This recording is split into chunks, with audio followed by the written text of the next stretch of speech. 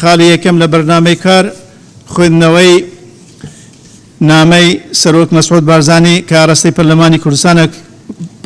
پەرلەمانی کوردستانەوە کراوە دەقەکەی بۆ ئێوەی بەڕێز دەخوێنمەوە.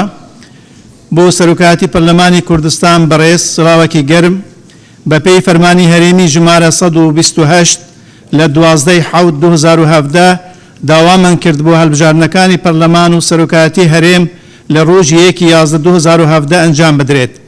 بەڵام لەبەر هۆکاری سیاسی و ئەمنی و تەکنیکی و نەبوونی کاندیدی سەرۆکایەتی کۆمیسیۆنی باڵای هەڵبژاردن و ڕاپرسی ئامادەکاریەکان بۆ هەردوو هەڵبژاردن هەڵپەسارد و لە 24/10/2017 لە پەرلەمانی کوردستان تەمەنی پەرلەمان و حکومەتی هەرێم بۆ ماوەی دوخولی یاسادانان درێژ کراوەتەوە.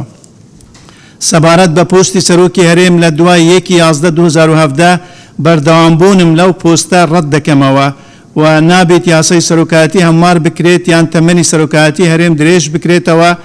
پێویستە بە زووترین کات کۆ ببنەوە بۆ ئەوەی بۆشایی یاسایی لە ئەرک و دەسەڵاتەکانی سەرۆکی هەرێم دروست نەبێت و ئەم بابەتە چارەسەر بکرێت. منیش وەکو مەسعود بارزانی پێشمەرگە لە ناو جەماوەری خۆراگری گەلەکەمان و پێشمەرگە ئازیزەکان لە خەبات و تێکۆشان بۆ بەدەهێنانی مافەڕەوەکانی گەلەکەمان و پارێزگاریکردن لە دەستکەوتەکانی ملەتەکەمان بەردەوام دەبم. مەسعود بارزانی 28/10/2017.